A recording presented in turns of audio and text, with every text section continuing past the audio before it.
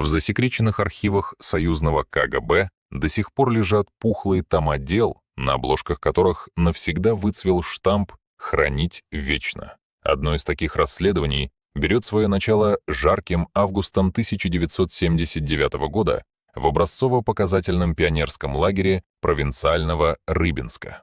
Это было место абсолютно счастливого советского детства, где под звуки звонкого горна дети клялись в верности родине, а по вечерам пекли картошку у большого костра. Но никто из них даже в самом жутком кошмаре не мог представить, что их любимая главная вожатая, их ласковая вторая мама, десятилетиями прятала под маской безупречного педагога лицо безжалостной надзирательницы фашистского лагеря смерти. Представьте себе теплое, напоенное ароматом сосновой смолы советское лето 1979 года. Типичный провинциальный городок в средней полосе России, пускай это будет утопающий в зелени Рыбинск. Раннее утро в пионерском лагере «Светлячок». Воздух чист и прозрачен, над рекой стелется легкий туман. Звонко на всю округу заливается пионерский горн, созывая ребят на утреннюю линейку. Дети в белоснежных рубашках и отутюженных шортах, звонко шлепая сандалиями по асфальту, выстраиваются в ровные шеренги. На их груди алым пламенем горят пионерские галстуки. В центре плаца, у высокого флагштока, стоит она, Валентина Ивановна Миронова. Главная пионер-вожатая, а по совместительству директор городского дома пионеров. Ей 56 лет, но выглядит она удивительно свежо. У нее ангельское, удивительно светлое лицо, обрамленное мягкими русыми локонами, в которых едва пробивается благородная седина. У Валентины Ивановны добрые, лучистые глаза и мягкая, всепрощающая улыбка. Когда она говорит, ее голос звучит как журчание лесного ручья, успокаивающе и ласково. Дети обожают свою Валентину Ивановну. Она не просто педагог, она вторая мама. Она знает, как утешить плачущего малыша, скучающего по родителям, как незаметно подсунуть горбушку свежего хлеба с сахаром самому худенькому мальчишке в отряде. По вечерам она сидит вместе с ребятами у большого пионерского костра, печет в зале картошку и красивым, глубоким голосом поет песни о родине, о подвигах героев, о чистом и светлом будущем.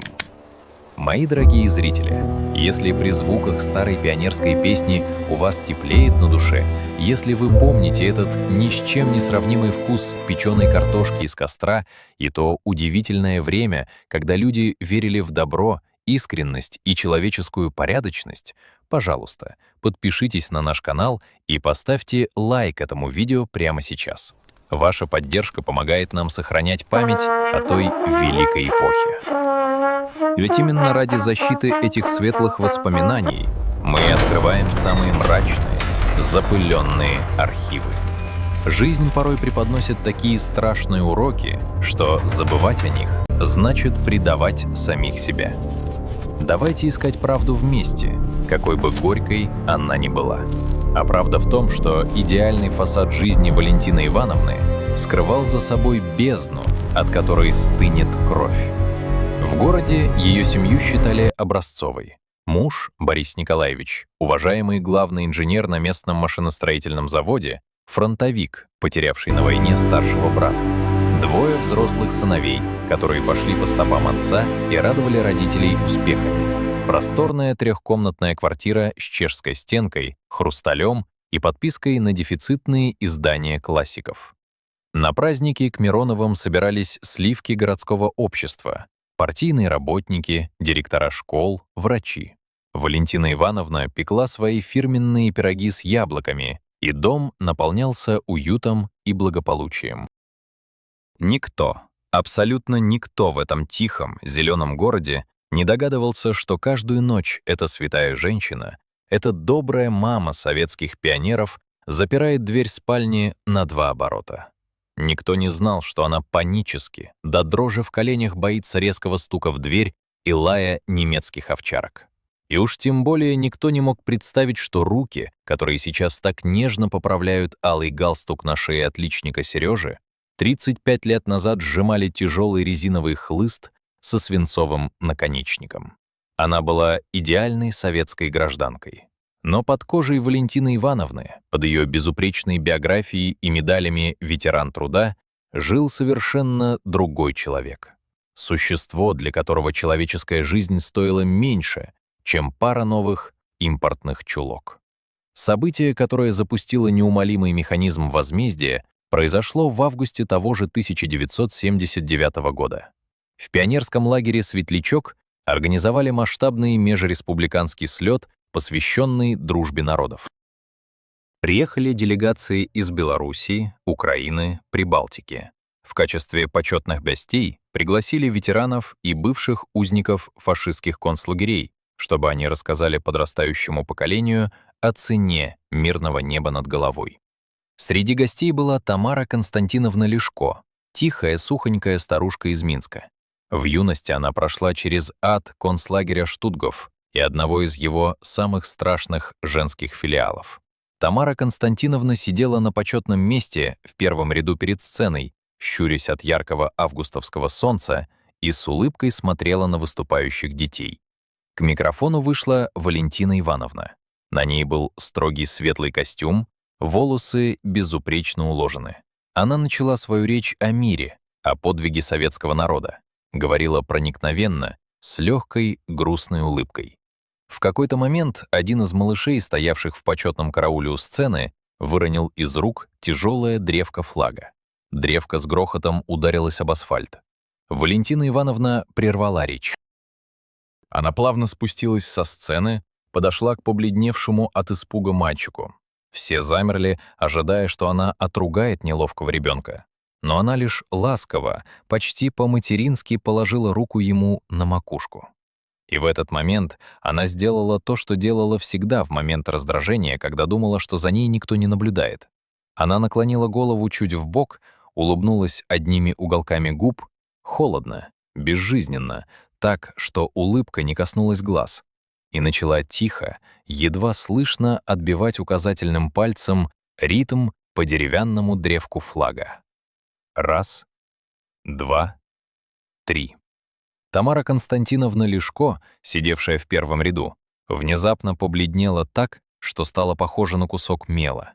Она судорожно схватилась за сердце, ее губы затряслись. Воздух вокруг нее словно превратился в вязкое стекло. Она не слышала извинений мальчика, не слышала продолжения красивой речи директрисы. В ее голове, прорываясь сквозь десятилетия, звучал другой ритм — ритм кованых сапог по промерзшей земле Апельплаца. Она вспомнила этот жест, этот наклон головы, эту мертвую стеклянную улыбку женщины в серой эсэсовской форме, которая стояла у ворот блока и точно так же, отбивая пальцем ритм по своей кожаной плетке, ласковым журчащим голосом отправляла людей в газовую камеру. Налево, направо, налево. Старушка не могла ошибиться. Человеческая память может стереть лица родных, может забыть имена и даты, но память жертвы никогда не забывает лицо своего палача, особенно если этот палач улыбался, когда убивал. Напишите в комментариях, как вы думаете, может ли человек, совершивший чудовищные преступления, искренне измениться со временем и стать по-настоящему добрым? Или зло всегда остается внутри, просто надевая удобную маску? Тамара Константиновна не стала кричать на площади. Она была мудрой женщиной и понимала, если она прямо сейчас обвинит уважаемую Валентину Ивановну, героиню города, ее просто сочтут выжившей из ума старухой. Она дождалась окончания праздника, тихо собрала свои вещи, отказалась от прощального банкета, сославшись на давление, и уехала на вокзал. Но она поехала не домой, в Минск. Она купила билет до областного центра и прямиком с вокзала направилась в серое неприметное здание Управления Комитета государственной безопасности. Машина правосудия, спавшая долгие 35 лет, со скрипом провернула свои тяжелые шестеренки. Московские архивы начали открываться. И то, что следователи найдут на дне этой биографии, заставит содрогнуться даже самых бывалых офицеров КГБ. Кабинет старшего следователя областного управления КГБ майора Алексея Волкова был пропитан запахом крепкого чая и застарелой канцелярской пыли. За окном шумел мирный советский город. Спешили по своим делам рабочие вечерние смены, смеялась молодежь. А здесь, в полумраке кабинета, время словно обернулось вспять. На жестком стуле для посетителей сидела Тамара Константиновна Лешко. Она не плакала. Те, кто прошел через печи Штутгофа, вообще редко плачут. У них давно выгорели слезные железы. Она говорила тихо, монотонно, глядя куда-то сквозь майора. Она улыбалась, товарищ следователь. Понимаете, другие надзирательницы кричали, били со злобой, срывали на нас свою звериную ненависть. А эта, она была как ангел. Светленькая, аккуратная, форма всегда с иголочки. Она подходила к шеренге изможденных женщин, ласково заглядывала в глаза и улыбалась. Могла погладить по щеке истощенного ребенка, а потом, не переставая улыбаться, отбить пальцем ритм по своей плетке и отправить его мать в газовую камеру. В лагере мы прозвали ее «Смеющаяся Валя». Майор Волков слушал старушку, и по его спине полз холодный липкий пот. То, что она рассказывала, было не просто ужасно, это было политическим самоубийством. Обвинить уважаемого человека, директора Дома пионеров, жену крупного партийного инженера, члена горкома партии в том, что она нацистский палач? В 1979 году за такую ошибку снимали не только погоны. За это ломали судьбы самих следователей, обвиняя в клевете на советский строй и очернении героев. Волков мягко предложил старушке успокоительного, пообещал разобраться и проводил до двери. Но стоило ей уйти, как майор достал из сейфа чистую папку. Он был опытным сыщиком, настоящим волком старой школы. Интуиция, выработанная годами работы с человеческой изнанкой, кричала ему: «Старуха не врет». Такой леденящий кровь абсурд невозможно выдумать. Чтобы проверить эти слова, требовалось действовать абсолютно бесшумно, словно сапером на минном поле. Ни одного официального запроса в горком, никаких вызовов на допрос. Только тихая, глубокая оперативная разработка. Для начала чекисты подняли официальное личное дело Мироновой Валентины Ивановны. Биография хоть сейчас в учебник истории. Родилась в 1923 году в Смоленской области. Из крестьян, комсомолка. В 41-м добровольцем ушла на фронт медсестрой. Попала в окружение под Вязьмой, примкнула к партизанскому отряду. Героически выносила раненых с поля боя. В 43-м получила контузию, долго лечилась в тыловом госпитале, где и встретила своего будущего мужа-героя. После войны закончила пединститут, посвятила жизнь воспитанию детей. Идеально. Ни единого темного пятна. Но старые чекисты знают, дьявол всегда прячется в деталях. Волков отправил секретные шифровки в Центральный архив Министерства обороны в Подольск и в архивы Красного Креста. Задание было простым — поднять все до единой бумажки, касающиеся полевого госпиталя номер 142, где якобы лечилась героиня. И спустя месяц кропотливой работы, когда Волков уже начал сомневаться в словах старой узницы, из Москвы пришла пухлая бандероль. В ней лежала пожелтевшая, хрупкая медицинская карточка образца 1943 года. Карточка на имя Мироновой Валентины Ивановны. В графе «Диагноз» размашистым почерком военврача было выведено: тяжелое осколочное ранение левой половины лица, обширный ожог, глубокое повреждение лицевого нерва. Следователь Волков долго смотрел на эту строчку, чувствуя, как в кабинете становится невыносимо душно. Он подошел к сейфу, достал свежую, тайно сделанную оперативниками фотографию нынешней пионер-вожатой. С глянцевого снимка на него смотрела женщина с абсолютно чистой, ровной, почти фарфоровой кожей. Никаких шрамов, никаких следов ожогов. Идеальная, симметричная улыбка. Медицина 40-х годов не знала пластической хирургии такого уровня. Чудес не бывает. Человек на послевоенных фотографиях и человек в медицинской карте госпиталя — это две абсолютно разные женщины. Настоящая героиня-медсестра Валя Миронова, скорее всего, умерла от ран или погибла под бомбежкой. А кто же тогда вернулся по ее документам? Кто занял ее место в жизни, вышел замуж за инженера и 30 лет обнимает советских детей? С этого дня за домом директора Дома пионеров было установлено круглосуточное наружное наблюдение. Оперативники КГБ, переодетые рабочими телефонной станции, сняли квартиру на противоположной стороне улицы. Они установили мощную оптику и направленные микрофоны. То, что они видели каждый день, сводило с ума своей нормальностью. Представьте себе эту сюрреалистичную картину. Молодой лейтенант госбезопасности смотрит в мощный армейский бинокль. Он видит просторную светлую кухню. Валентина Ивановна, повязав красивый цветастый фартук, заботливо лепит пельмени. Она ласково целует мужа в щеку, когда тот возвращается с работы, наливает ему горячий борщ. Она смеется, поправляя седую прядь. Обычная, любящая, теплая русская женщина. А на столе перед этим лейтенантом лежат недавно рассекреченные протоколы допросов из архивов Чрезвычайной государственной комиссии. Показания выживших узниц Штутгофа. Надзирательница, которую мы звали «Смеющаяся Валя», любила развлекаться по воскресеньям. Она выстраивала беременных женщин на морозе, заставляла их петь колыбельные песни и улыбалась.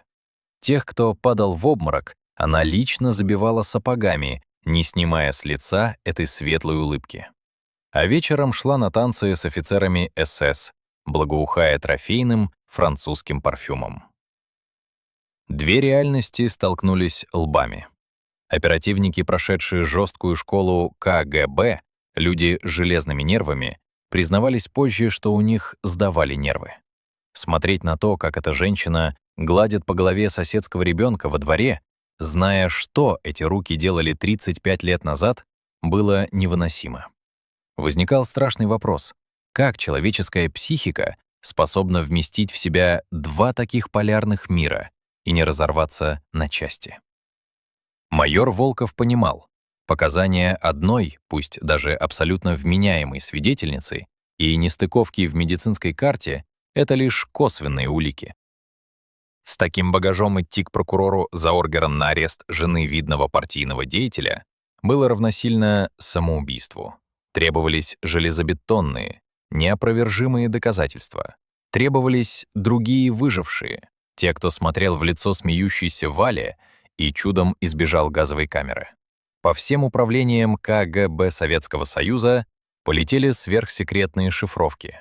Искали бывших узниц Штутгофа, прошедших через тот самый женский блок в 1943 и 1944 годах.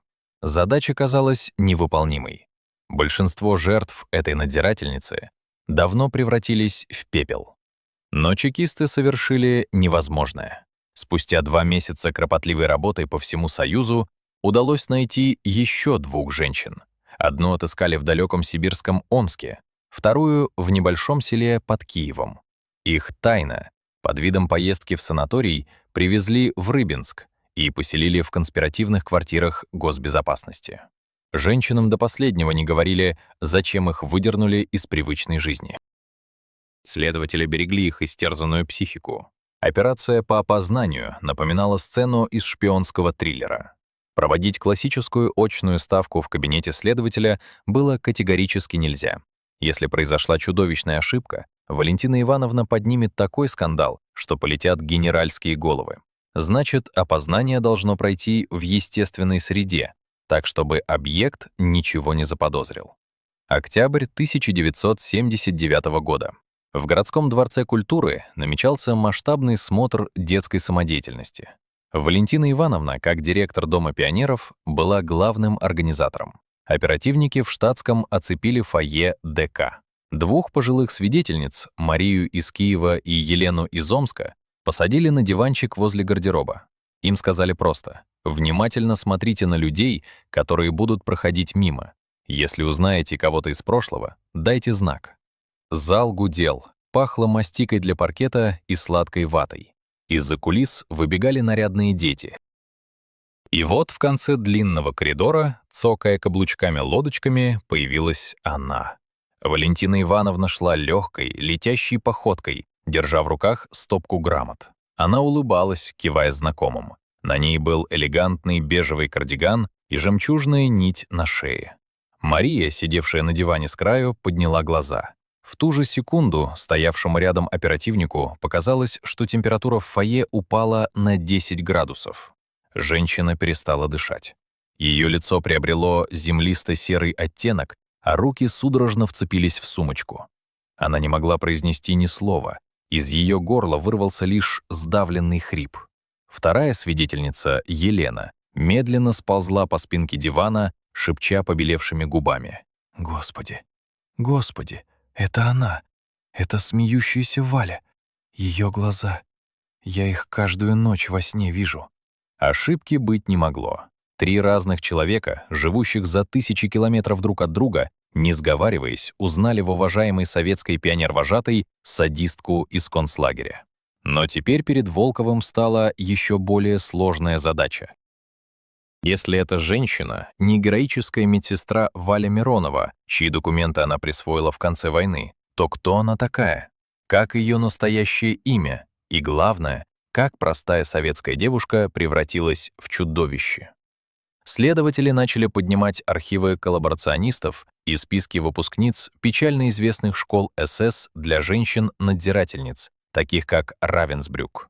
Изучались тысячи фотографий, сличались антропометрические данные, форма ушных раковин, посадка глаз. И, наконец, из недр Центрального архива ФСБ, тогда КГБ, выудили дело некой Зинаиды Кравцовой. Зинаида родилась в 1922 году в крошечной, нищей деревеньке под Брянском. Девочка с детства отличалась невероятной, кукольной красотой и абсолютно чёрствой, эгоистичной душой. Соседи вспоминали, что маленькая Зина никогда не помогала матери в поле. Она могла часами сидеть перед осколком зеркала, заплетая свои роскошные волосы, пока ее младшие братья плакали от голода. Она ненавидела деревню, ненавидела грязь, бедность и тяжелый труд. Она мечтала о красивой жизни, о шелковых платьях, городских ресторанах и туфлях на высоком каблуке. В 1941 году, когда немцы оккупировали Брянщину, большинство местных жителей ушли в леса, к партизанам. Люди голодали, замерзали в землянках, но не сдавались. А 19-летняя красавица Зинаида сделала другой выбор. Как ломается человек?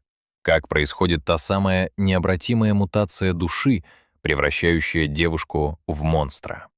Часто мы ищем сложные психологические причины, глубокие травмы. Но история Зинаиды пугает своей банальностью. Она не была идейной фашисткой. Она не читала «Майн кампф». Ей было абсолютно плевать на политику и расовые теории. Ей просто предложили теплую комнату, паёк из белого хлеба, банку настоящей французской тушенки и красивые шерстяные чулки. Цена за этот комфорт была простой — пойти на службу к новым хозяевам.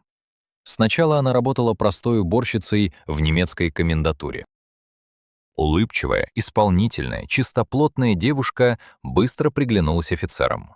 Зинаида стирала их мундиры, накрывала на стол, кокетничала.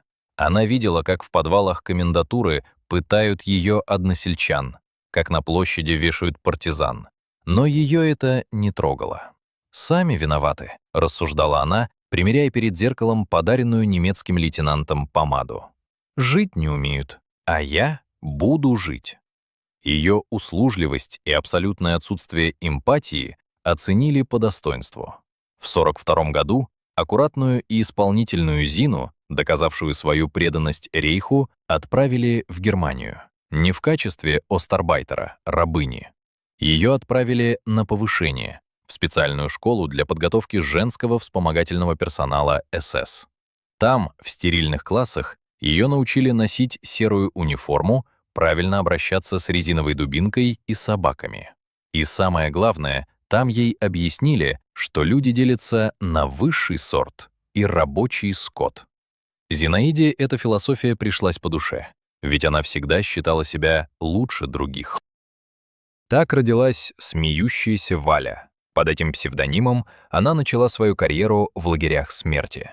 Осень 1943 года. Польша.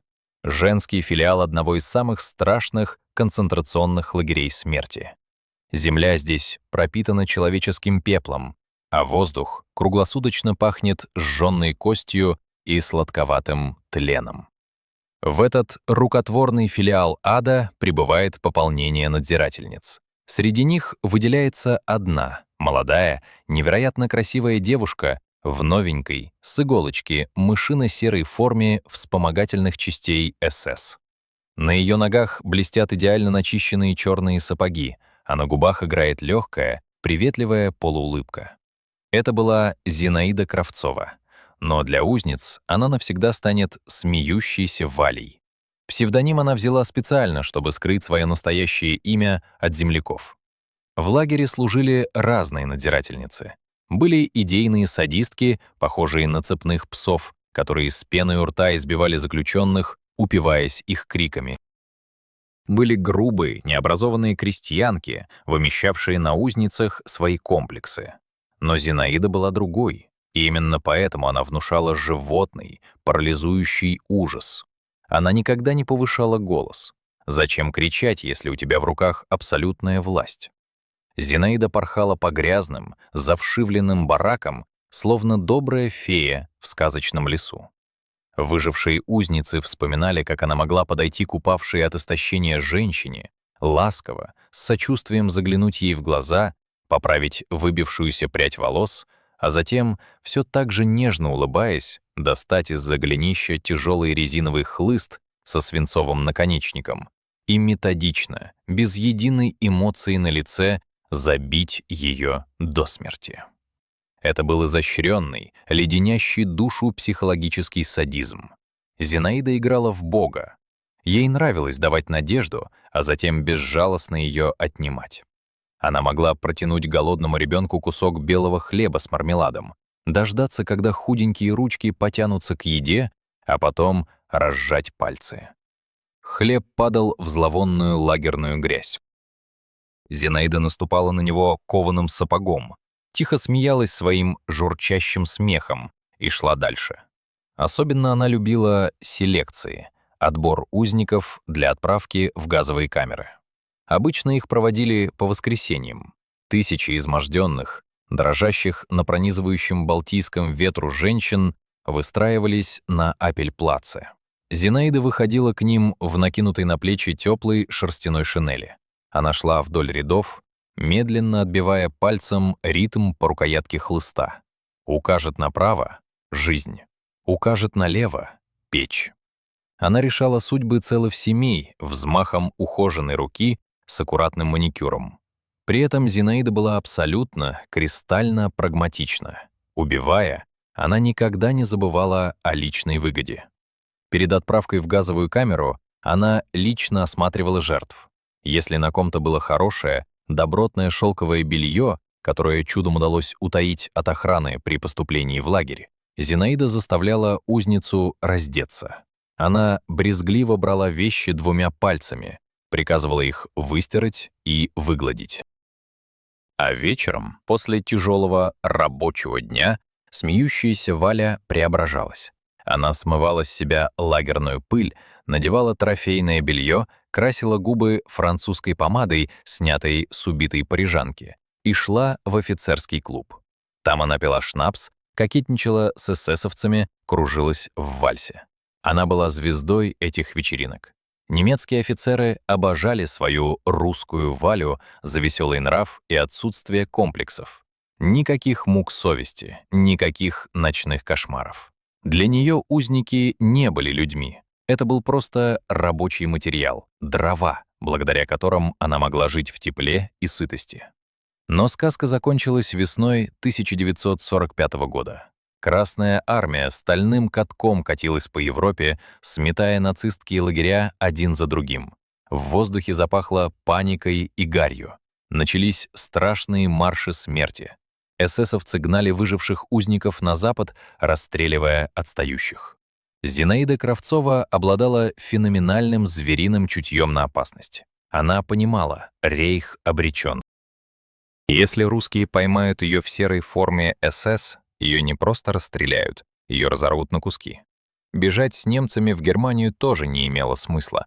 Там ее ждал трибунал или лагеря для перемещенных лиц. Ей нужна была новая жизнь, чистая, безупречная, как белый лист. Во время одной из неразберих, когда лагерную колонну накрыла советская авиация, Зинаида незаметно скользнула в лес. Она скинула с себя проклятую эсэсовскую форму, зарыла ее в мох вместе с хлыстом.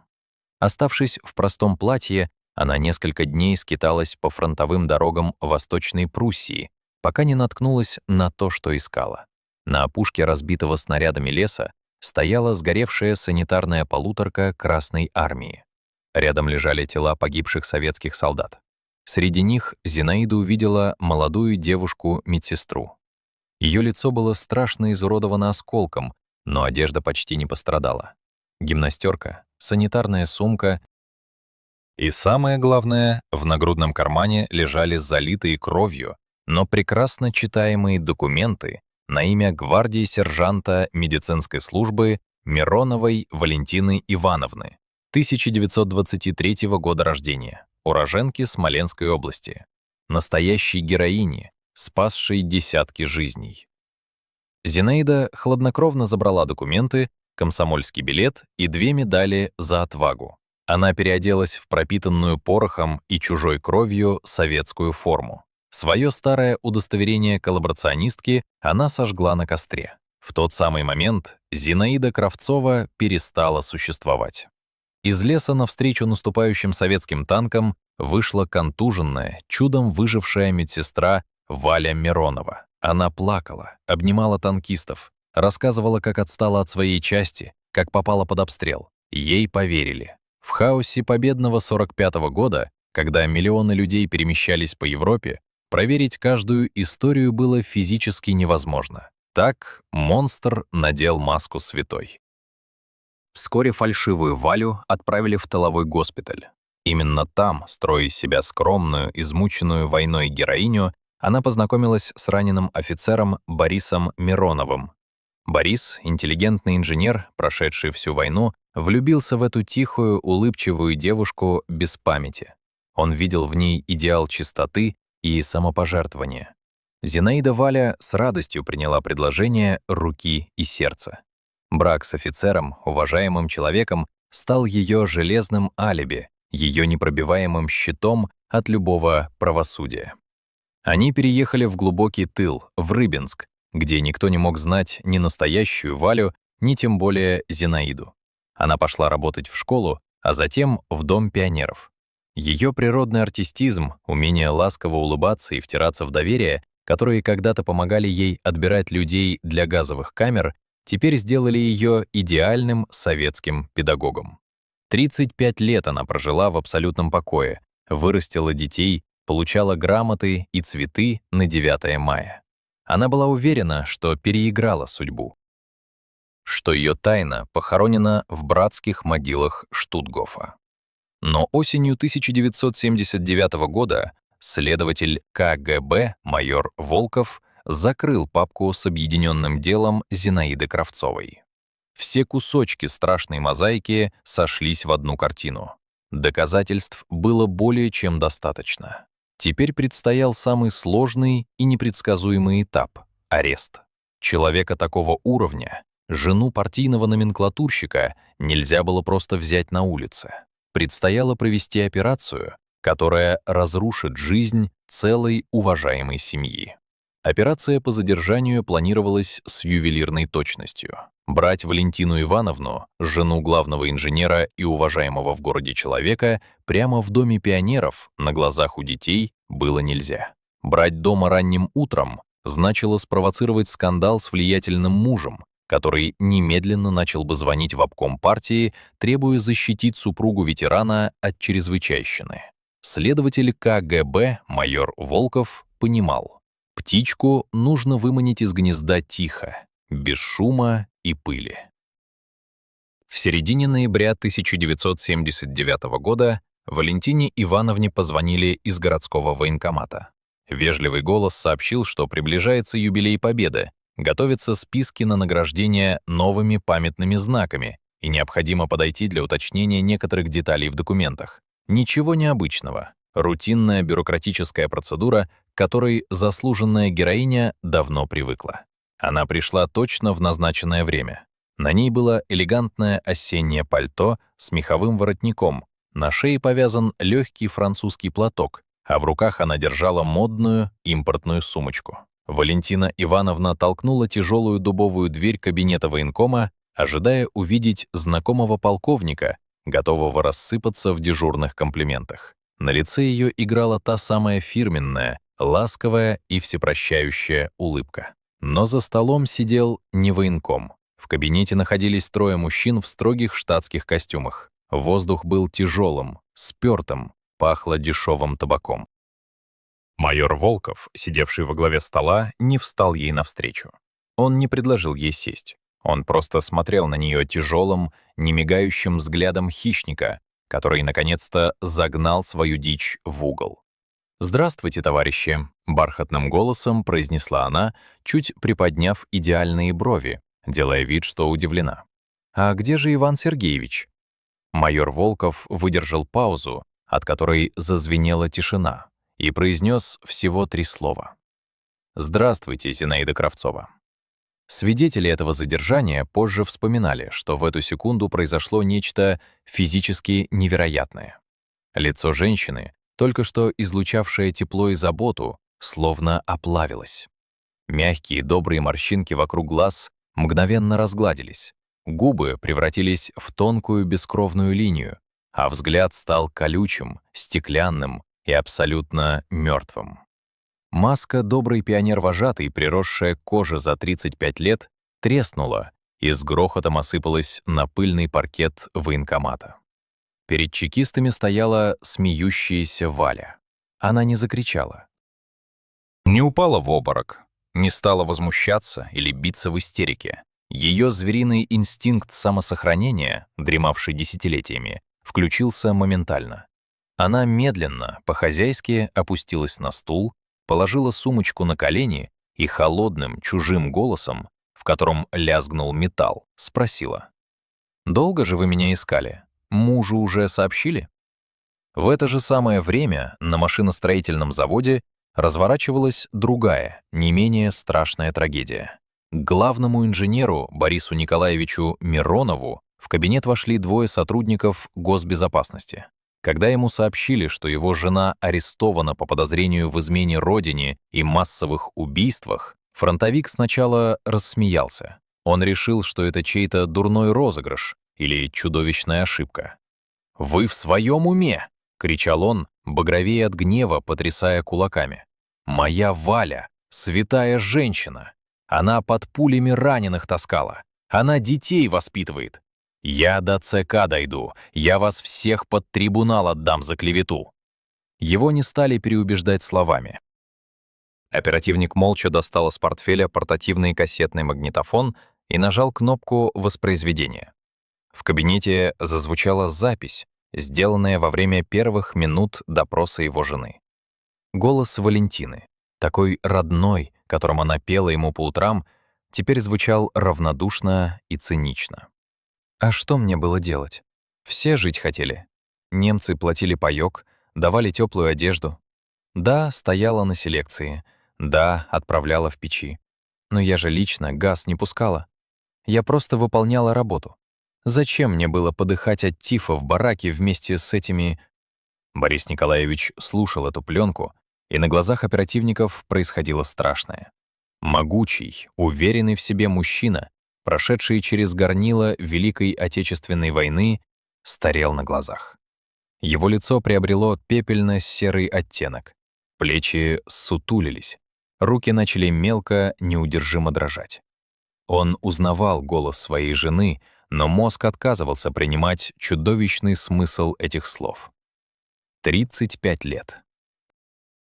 35 лет он спал в одной постели, ел за одним столом, растил детей с женщиной, которая отправляла в газовые камеры таких же советских людей, как и он сам. женщиной, которая хладнокровно украла документы погибшей героини. Он схватился за сердце и медленно осел в кресло. Скорая помощь увезет его с обширным инфарктом. Он выживет, но до конца своих дней не сможет смотреть в зеркало, не задавая себе один и тот же вопрос. Как? Как я мог быть таким слепым? Кого я целовал все эти годы? Сыновья, узнав правду о матери, отрекутся от нее навсегда, спешно сменят фамилии и уедут на другой конец страны, чтобы стереть это клеймо. Семья идеальной пионер-вожатой рухнула в один день, превратившись в радиоактивный пепел. А в следственном изоляторе КГБ Зинаида Кравцова вела себя так, словно ничего страшного не произошло. Следователь Волков, человек с железной выдержкой, признавался, что после допросов этой женщины ему хотелось вымыть руки с мылом и выпить неразбавленного спирта. У нее полностью отсутствовала эмпатия. Она не понимала, в чем ее обвиняют. Когда перед ней на стол выложили фотографии замученных детей из концлагеря Штутгов, она лишь брезгливо поморщилась, словно ей показали испорченный продукт. «Зачем вы мне это суете?» — раздраженно спросила она, поправляя прическу. «Это было давно. Война все спишет. Вы лучше скажите, мне передачу разрешат? У меня давление скачет. Мне мои немецкие таблетки нужны. И скажите мужу, чтобы теплое белье привез. У вас тут из окон дует». Она искренне, до глубины своей черной души верила, что ей ничего не грозит. Ну, дадут условный срок, ну, пожурят. Она же женщина, она ветеран труда, она воспитала столько советских детей. Зинаида была абсолютно уверена, что гуманная советская система не посмеет поднять руку на пожилую женщину. Она торговалась со следователем за свой комфорт, возмущалась жестким матрасом в камере и требовала диетическое питание.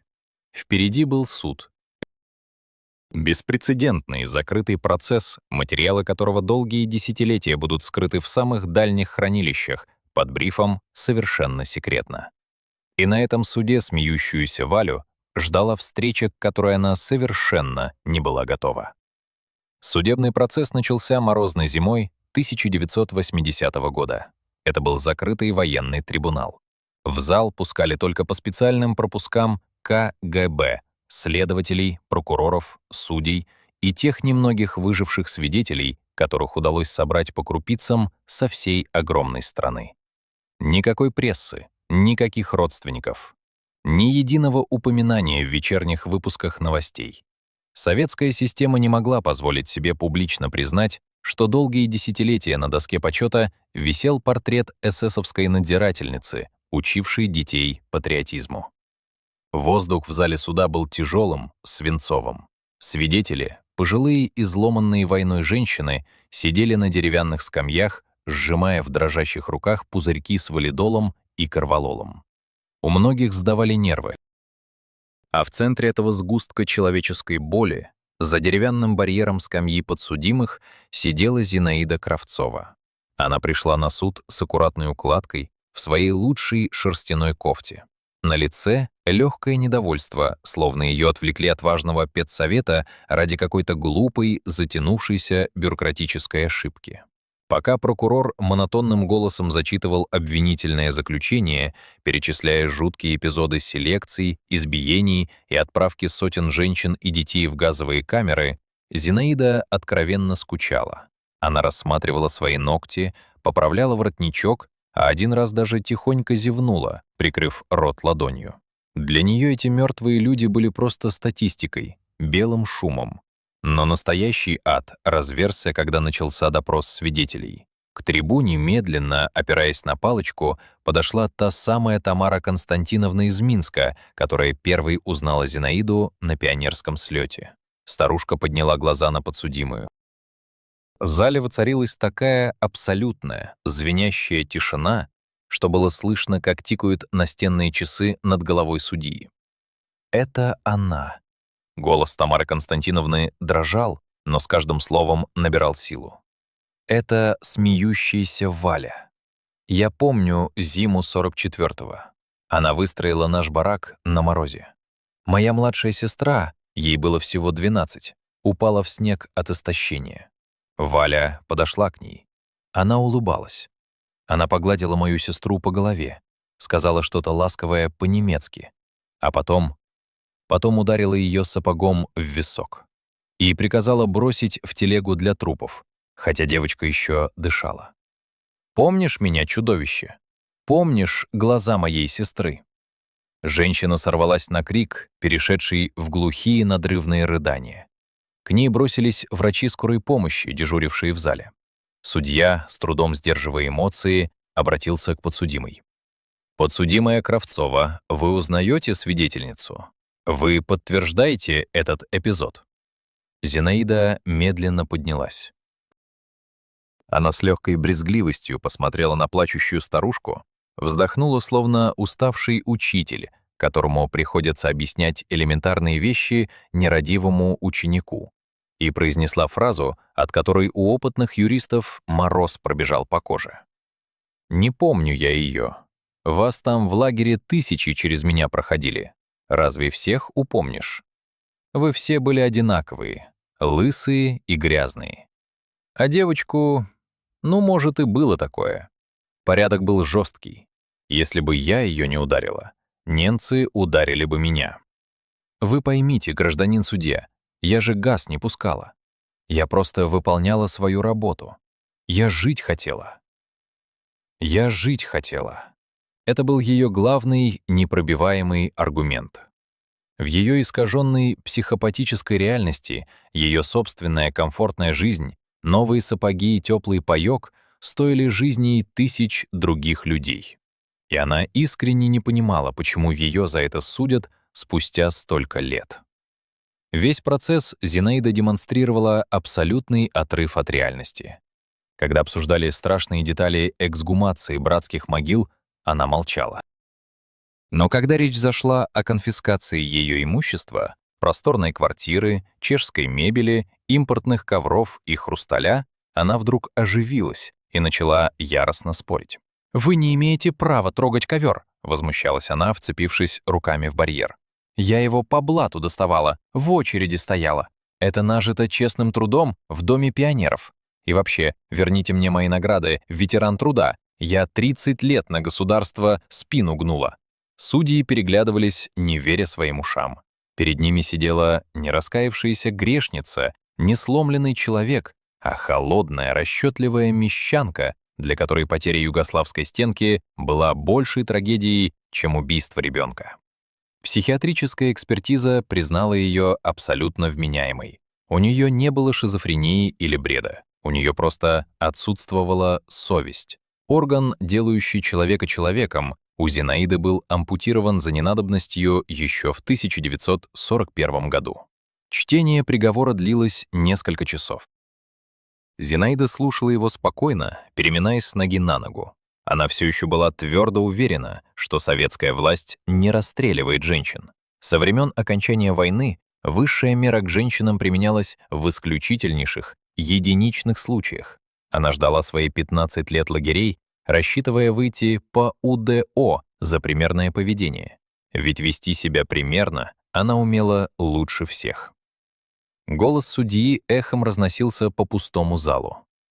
На основании изложенного военный трибунал приговорил Кравцову Зинаиду Петровну, 1922 года рождения, за измену родине и участие в массовых убийствах мирных граждан к исключительной мере наказания — смертной казни через расстрел.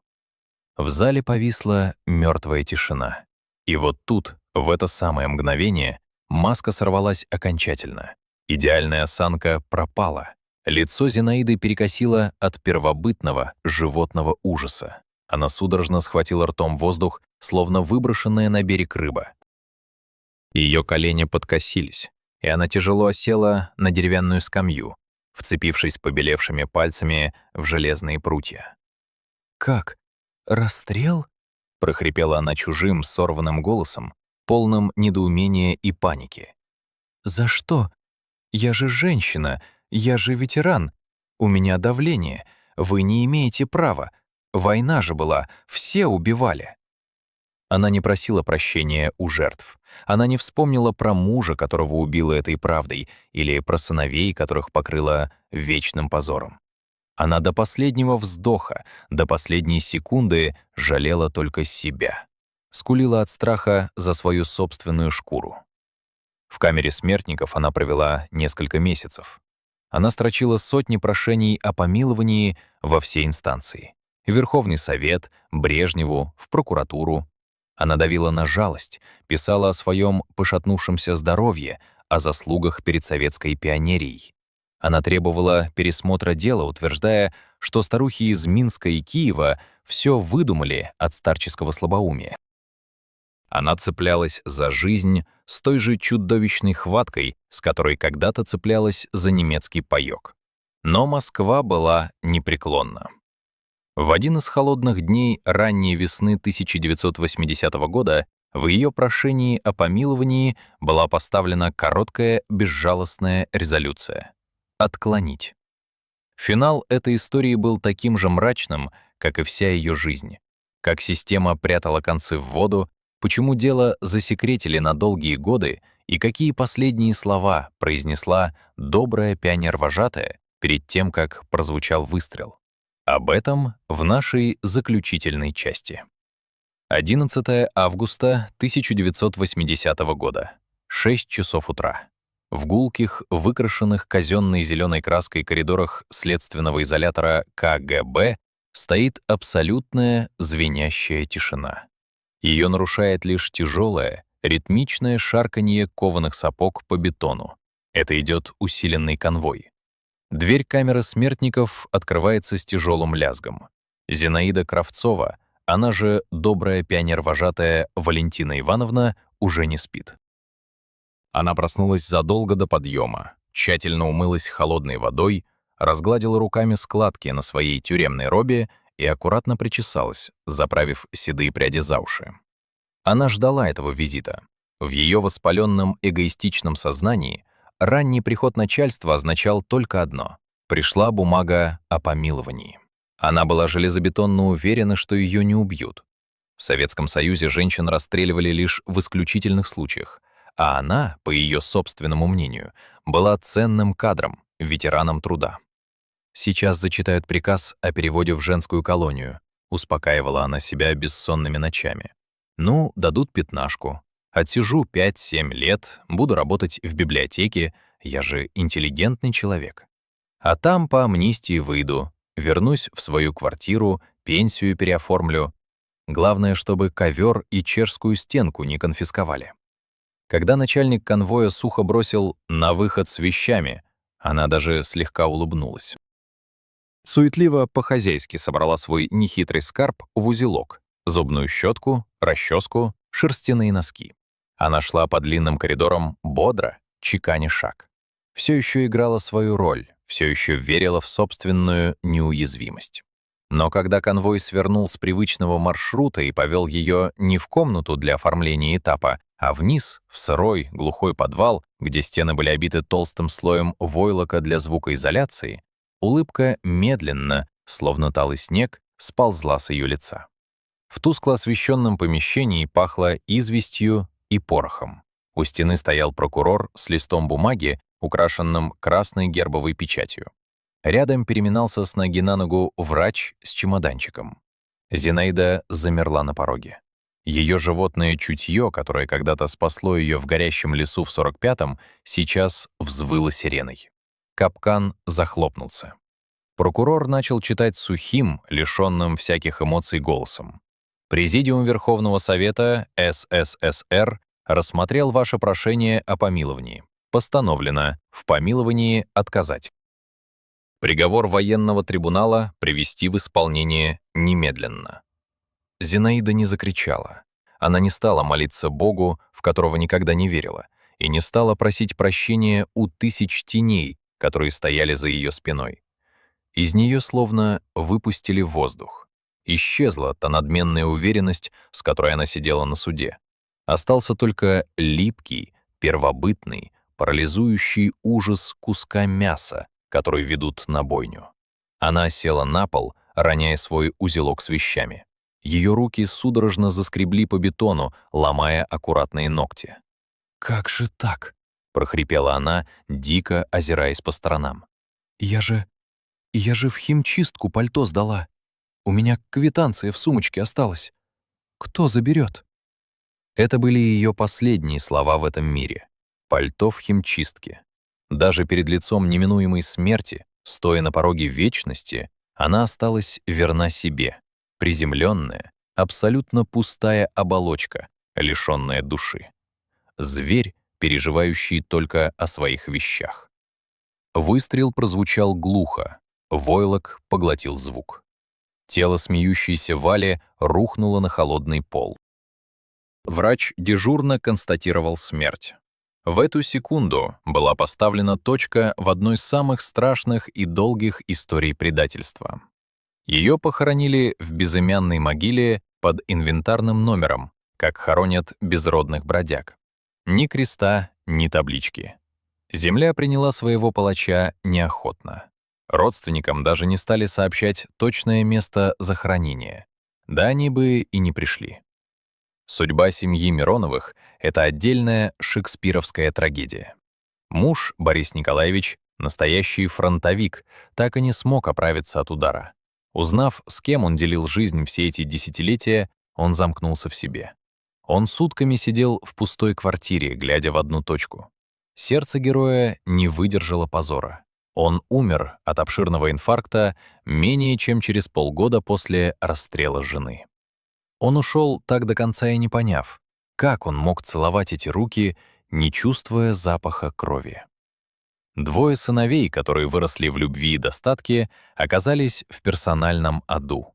Всю жизнь им говорили, что их мать — святая женщина, героиня войны. И вдруг выясняется, что их благополучие, их уютное детство, вкусные пироги по выходным — все это было оплачено жизнями тысяч замученных узников концлагеря. Они бежали из родного Рыбинска как прокаженные, сменили фамилии, отчество, уехали на крайний север, порвав все связи с прошлым. Они до конца своих дней жили в страхе, что кто-нибудь узнает, чья именно кровь течет в их жилах. Почему же советская система так тщательно скрывала это дело? Почему о нем не трубили в газетах, не снимали обличительные фильмы по горячим следам? Ответ кроется в самой идеологии. Советская пропаганда десятилетиями выстраивала безупречный, монолитный образ советской женщины. Женщина на войне — это всегда жертва или непоколебимый герой. Это партизанка Зоя Космодемьянская, это отважные летчицы, это самоотверженные санитарки. А история Зинаиды Кравцовой разрушала этот священный миф до самого основания. Она доказала, что комсомолка может добровольно стать палачом не под пытками, не под дулом пистолета, а просто ради теплой комнаты, новых чулок и куска колбасы. Признать это публично означало признать, что в обществе есть глубокая гниль. Более того, эта садистка десятилетиями воспитывала советских детей, была лицом коммунистической морали в городе. Такого позора система допустить не могла, поэтому дело надежно спрятали в спецхран КГБ. Эта история пугает нас не столько количеством жертв. Вторая мировая война знала и большие масштабы. Она пугает своей абсолютной обыденностью, банальностью зла. Зинаида не была исчадием ада с рогами и копытами. Она была милой соседкой, которая улыбалась при встрече, пекла пироги и гладила по голове соседских детей. Она показала, как легко и незаметно человек может потерять свой облик. Достаточно сделать лишь один крошечный шаг. Один раз сказать себе «я не виновата, время такое». Один раз закрыть глаза на чужую боль ради собственного комфорта. А дальше пустота. И вот ты уже не человек, а машина для селекции. Идеально функционирующий винтик в конвейере смерти. Дело смеющейся Вали давно сдано в архив. Но ее тень все еще бродит среди нас. Она напоминает нам о том, что абсолютное зло не всегда носит черную форму и лает приказы по-немецки.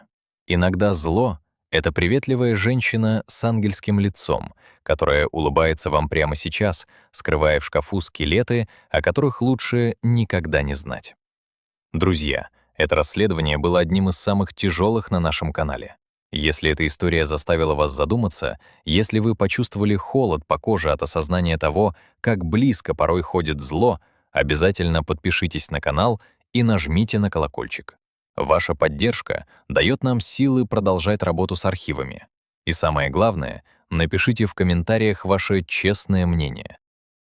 Как вы считаете, заслуживала ли Зинаида Кравцова расстрела спустя 35 лет мирной, законопослушной жизни? Или же время, ее возраст и статус матери должны были стать смягчающим обстоятельством, и ее следовало оставить доживать свой век в тюрьме?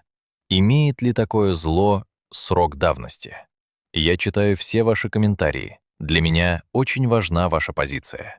Берегите своих близких, слушайте свое сердце и всегда, при любых обстоятельствах, оставайтесь людьми. До новых встреч на нашем канале.